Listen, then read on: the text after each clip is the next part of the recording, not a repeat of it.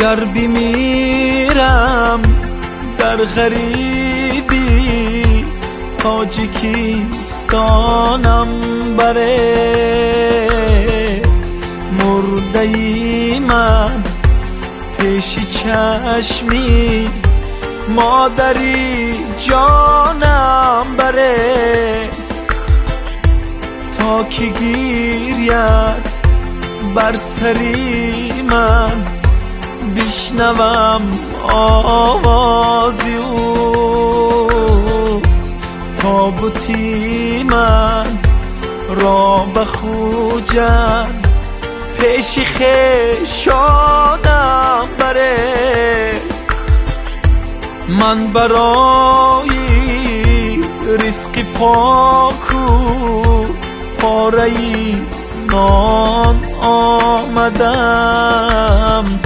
سوی اهلی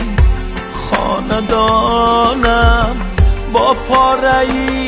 نانم بره، در غریبی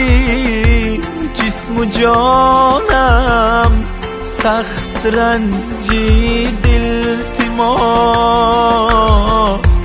بعد مرگم کنج خاکی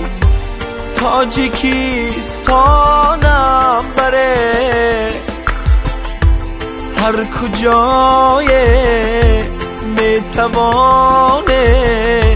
دم گذاره در وطن، گر مرا این سان بدانه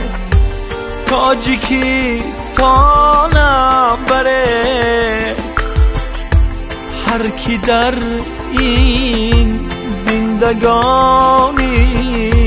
از من آزاره بدی،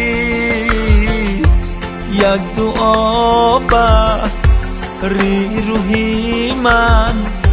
کرده شادانم بره، گر بمیرم در غریبی